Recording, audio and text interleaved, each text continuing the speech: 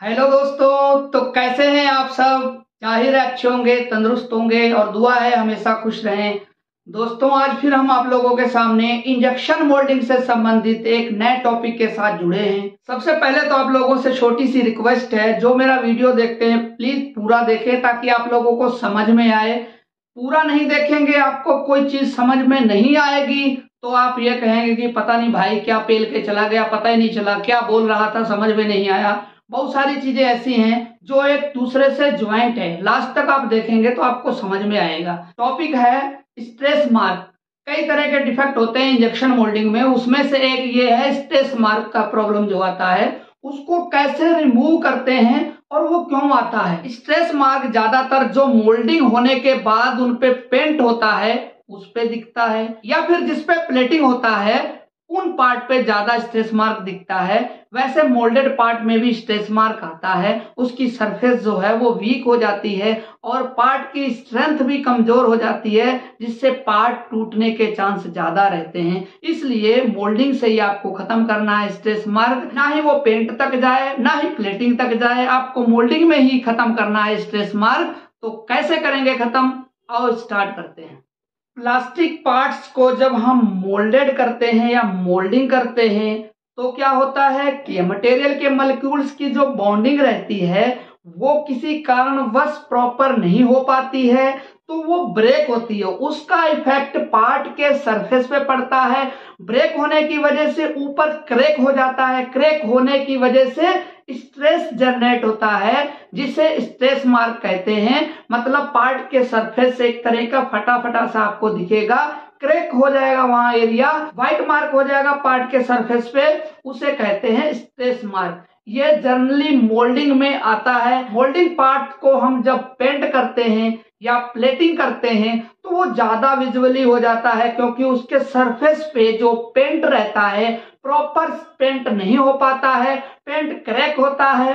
Paint का जो surface रहता है वो बीच में से बॉन्डिंग नहीं बना पाता है जहां पर स्ट्रेस रहता है, तो स्ट्रेस मार्क की वजह से प्लेटिंग या पेंटेड पार्ट काफी रिजेक्ट होते हैं। इसको हम मोल्डिंग में कैसे सुधारें या मोल्डिंग में क्या उपाय हैं इसको सही करने के, या ये क्यों आता है, उस पे बात करते हैं। सबसे पहले आपको ध्यान रखना है मोल्ड का टेम्परेचर ज्यादा होना चाहिए।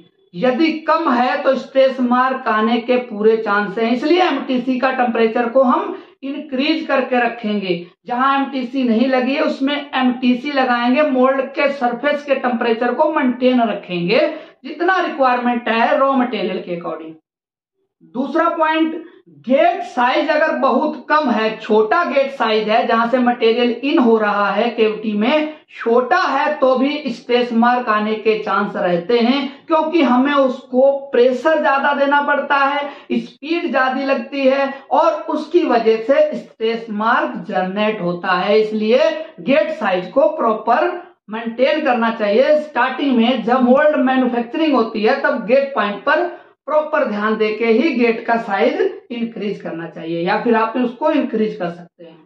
यदि मशीन की नोजल का जो डाया रहता है सफिशिएंट नहीं है, प्रॉपर मटेरियल फिल नहीं हो रहा है, तो भी जनरेट होगा स्ट्रेस मार्क, यदि उस पार्ट में स्ट्रेस मार्क आने के चांस हैं तो। इसलिए ओरिफिस का ध्यान रखें, नोजल के डाय को इंक्रीज करें ताकि मटेरियल का फ्लो प्रॉपर हो और अच्छे से हो। गेट पॉइंट का जो प्रेशर और स्पीड रहती है अगर बहुत ज्यादा है तो भी स्ट्रेस मार्क जनरेट होता है गेट पॉइंट पर। उसे मीडियम रखें, जितनी रिक्वायरमेंट है उतनी ही रखें, इंजेक्शन स्पीड को या इंजेक्शन प्रेशर को। पार्ट ओवरपैक है, होल्डिंग ज्यादा लगा रखी है हमने, होल्डिंग टाइम ज्यादा है, होल्डिंग प्रेशर ज्यादा है, होल्डिंग स्पीड ज्यादा है, जिससे कि पार्ट ओवरपैक हो रहा है। गेट सीज होने के बाद भी होल्डिंग लग रही है तो उसमें स्ट्रेस मार्क आने के चांस रहते हैं। इसलिए होल्डिंग को डिक्रीज करें, कम रखें, रिक्वायरमेंट के आधार पर रखें, जितनी हमें रिक्वायरमेंट है मिनिमम होल्डिंग पे पार्ट को फिल करें तो स्ट्रेस मार्क नहीं आएगा। यदि स्ट्रेस मार्क की प्रॉब्लम आ रही है तो इंजेक्शन स्पीड और इंजेक्शन प्रेशर अगर बहुत ज्यादा है, पार्ट तेजी से फिल हो रहा है और ऐसे रिब्स जो हैं उसकी या फिर लॉक्स हैं उसमें टकरा रहा है प्रॉपर मटेरियल, तो क्या होगा, वहां स्ट्रेस जनरेट कर देगा।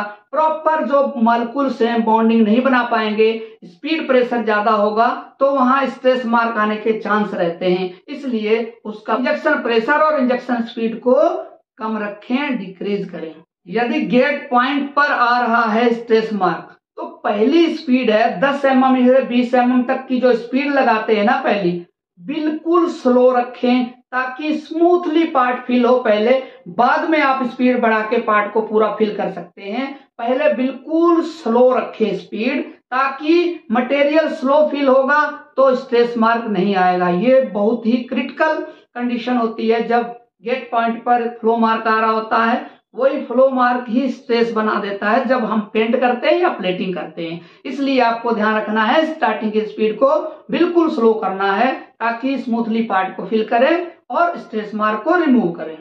यदि स्ट्रेस मार्क आ रहा है तो पार्ट का जो वेट रहता है उसको करें और मिनिमम रेंज में जो पार्ट वेट रहता है उस पे सेट कर देंगे पार्ट आप, तो समझिए स्ट्रेस मार्क खत्म हो जाएगा। आपको मिनिमम पैकिंग देके, मिनिमम शॉर्ट साइज देके, मिनिमम कुशन बचा के आपको पार्ट सेट करना है जिससे कि स्ट्रेस मार्क नहीं आएगा यदि आ रहा है तो।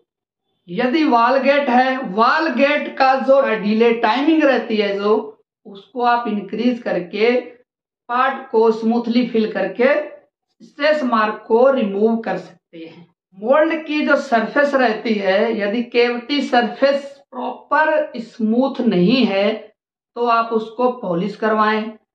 अगर पॉलिश नहीं है तो स्ट्रेस मार्क आने के चांस रहते हैं। केविटी को प्रॉपर देख लें, क्यों? क्योंकि केविटी में अगर निशान है या फिर उसमें पच टाइप के लगे हुए हैं तो स्ट्रेस मार्क ज्यादा होता है। इसलिए केविटी को प्रॉपर पॉलिश कर लें यदि ऐसी कोई प्रॉब्लम है तो। पेंटेड प्लेटिंग जो पार्ट्स हैं, प्रॉपर आप मटेरियल को वेरीफाई करें कि ये प्लेटिंग ग्रेड है या फिर पेंटेड ग्रेड है कि नहीं है। इसलिए मटेरियल को वेरीफाई करके ही उसको प्रयोग में लाएं और मटेरियल का यूज करें ताकि स्ट्रेस मार्क ना आए। इसकी वजह से भी स्ट्रेस मार्क आता है। अगर ग्रेड आपने अलग लगा दिया तो स्ट्रेस मार्क आने के चांस रहते हैं। अगर कुछ रिब्स एरिया में या लास्ट फिलिंग एरिया के आसपास में अगर आ रहा है स्ट्रेस मार्क तो वहां वेंटिंग प्रोवाइड करें ताकि वहां पर गैस ना बने और वो मेट मटेरियल के मॉलिक्यूल्स हैं वो प्रॉपर बॉन्डिंग बनाए वहां ताकि स्ट्रेस मार्क ना आए। अगर नहीं है ऐसा तो आप उसमें वेंटिंग दिलवाएं। बैरल का टेम्परेचर या हॉट रनर का temperature as per TDS raw material नहीं है तो स्ट्रेस मार्क आने के पूरे चांस रहते हैं। इसलिए आप जो टीडीएस रहता है, रॉ मटेरियल की डाटा शीट रहती है, उसके अकॉर्डिंग ही उसका टेम्परेचर रखें, उसी रेंज में रखें। यदि स्ट्रेस मार्क आ रहा है तो आप उसको बढ़ा के रखें, मैक्सिमम रेंज में रखें। चाहे वो HRTC का टेम्परेचर है, चाहे वो बैरल का टेम्परेचर है, आप उसको मैक्सिमम रेंज में रखेंगे तो प्रॉपर मटेरियल बॉन्डिंग बनाएगा और प्रॉपर फिल होगा जिससे स्ट्रेस मार्क नहीं आएगा। यदि स्ट्रेस मार्क ज्यादा आ रहा है, कई गेट हैं मोल्ड के अंदर जिससे पार्ट को फिल कर रहे हैं, उसको जैसे 5 गेट हैं, 5 गेट से पार्ट को फिल कर रहे हैं, 5 गेट से ना फिल करके 2 गेट से फिल करें ताकि सब जगह पर वो बॉन्डिंग बनती है 5 जगह से मटेरियल फिल होने की, वो 2 जगह से होगी जिससे स्ट्रेस मार्क नहीं आएगा। यदि गैस मोल्डेड पार्ट है में स्ट्रेस मार्क आ रहा है तो आप गैस प्रेशर को कम रखेंगे जिससे कि उसकी सरफेस जो है वो फटे ना। जो पार्ट ब्लोइंग टाइम रहता है वो कम से कम दें जिससे पार्ट को हम प्रॉपर फुला सकें, उतना ही दें। उसमें ज्यादा देने से उसकी सरफेस पे एक मार्क आएगा जिससे वो पार्ट फटेगा और वो जो पेंट होगा तो उसमें स्ट्रेस मार्क आने के चांस रहते हैं। स्ट्रेस मार्क को एसिड टेस्ट से पहले टेस्ट कर लेते हैं। 5 से 7 मिनट के लिए पार्ट को एसिड में डुबो के रखते हैं। जब एसिड से बाहर निकालते हैं तो उसकी सरफेस पे पता चल जाता है कि ये स्ट्रेस मार्क है कि नहीं है। पार्ट फटता नहीं, उसकी सरफेस फटी हुई अगर आई, क्रैक हुई तो समझिए स्ट्रेस मार्क है। आपको प्रोसेस में काम करना है। MTC का टेम्परेचर मैक्सिमम रखना है जिससे कि पार्ट में स्ट्रेस मार्क ना आए। Raw material proper pre heat हुआ होना चाहिए। जितनी देर टाइमिंग है उसकी प्री हीट होने की, जितना टेम्परेचर लगता है प्री हीटिंग का, वो प्रॉपर होना चाहिए। मटेरियल मिक्सअप नहीं होना चाहिए। मिक्सअप हुआ अगर मटेरियल तो भी स्ट्रेस मार्क आने के चांस रहते हैं। तो कैसा लगा वीडियो आप कमेंट करके बताएं। वीडियो को लाइक करें और शेयर करें। Thank you.